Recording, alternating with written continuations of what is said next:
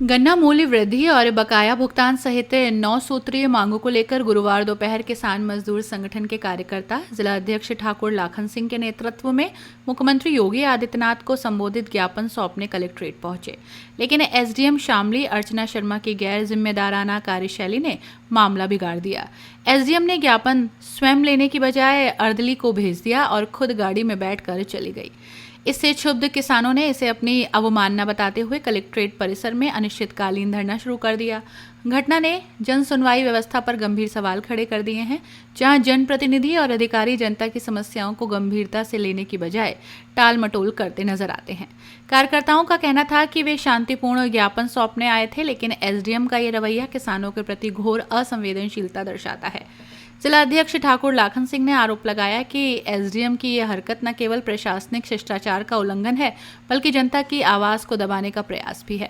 हमारी मांगे गन्ना किसानों के हित से जुड़ी हैं। 500 रुपये प्रति क्विंटल गन्ना मूल्य मिल शुरू होने से पूर्व बकाया भुगतान, स्मार्ट मीटर न लगाना जैसी 9 मांगे मुख्यमंत्री तक पहुंचानी थी, लेकिन एसडीएम ने हमें अपमानित किया। उन्होंने कहा, धरने की घोषणा के साथ ही किसान कलेक्ट्रेट परिसर में डट गए और जिला स्तरीय अधिकारियों को घटना से अवगत कराया। एसडीएम न्यायिक हामिद हुसैन मौके पर पहुंचे और किसानों को समझाने का प्रयास किया, लेकिन कार्यकर्ता एसडीएम शामली से सार्वजनिक माफी की मांग पर अड़े रहे। काफी देर तक चले गतिरोध के बाद एसडीएम अर्चना शर्मा कलेक्ट्रेट के बाहर खड़ी गाड़ी कर धरना स्थल पर पहुंची। उन्होंने किसानों से कहा, मैंने जानबूझकर ऐसा नहीं किया, मैं आपकी बेटी और बहन हूं। अधिकारियों की लंबी मनोबल के बाद किसान धरना समाप्त करने पर राजी हुए।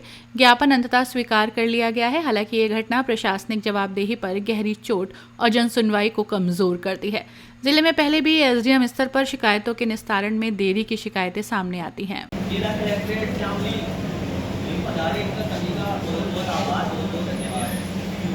भाई, हम तो किसान के सेवक हैं, हम अपनी समस्याएं कम और किसान की ज़्यादा लेकर आए। भाई कोई आदमी होगा जो अपनी निजी समस्या लेकर आए, नहीं तो हम सारी किसान की ही समस्या लेकर आए। जिला कलेक्ट्रेट का हो, ये तहसील का हो, इसके अलावा हमारी कोई समस्या नहीं होती। हमारी जितनी भी समस्याएं हैं सारी सार्वजनिक हैं। और आज की जो ज्ञापन दे जा रहे थे हम, इसमें हमारी कोई निजी समस्या नहीं जो भाई हमारे घर से जुड़ी हो। ये सारी समस्याएं सार्वजनिक समस्याएं, सभी किसानों के हित की समस्याएं हैं।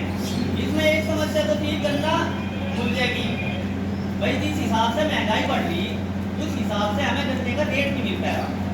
भाई जो सरकार के अधीन है, जैसे डीएपी वगैरह, खाद वगैरह, यूरिया है, ये दवाइयाँ हैं, जो भी सरकार के अधीन है, उनपे भी भाव बढ़ते जा रहे, उनके भी दाम बढ़ते जा रहे। उस स्तर से हमारे गन्ने का रेट नहीं बढ़ पा रहा। भाई 30 रुपये बढ़ा, ये भी कई सालों में बढ़ाया गया सरकार के द्वारा। भाई जिस हिसाब से महंगाई। नाम है आपका भैया? मैं ठाकुर यशपाल सिंह। अच्छा, तो धरने पे बैठ गए थे भी कलेक्ट्रेट में डीएम ऑफिस के बाहर, क्या पूरा मामला था ये? मामला ये था कि आज हमारा पूरा प्रदेश लेवल पे सभी जिला मुख्यालयों पे एक ज्ञापन देने का प्रोग्राम था किसान मजदूर संगठन की तरफ से। हम सुबह ही आए 11 बजे के आसपास। हमने वहाँ पर बैठ गए और एसडीएम मैडम को ये सूचना भिजवा दी कि भाई हम ज्ञापन देंगे, हमारा ज्ञापन तैयार है, ज्ञापन देंगे नहीं। अब मैडम आई, उन्होंने करदली को भेजा, कहने लगे भाई वो क्या कहते हैं, अपना मुझे ज्ञापन दे दो खिड़की में। हमें वो चीज़ महसूस दी। हम ना तो किसी का अपमान करने के लिए आए थे, ना हमें यहाँ से वोटिंग करनी थी किसी की, लेकिन एक सामान्य प्रक्रिया के तहत अपना ज्ञापन देना।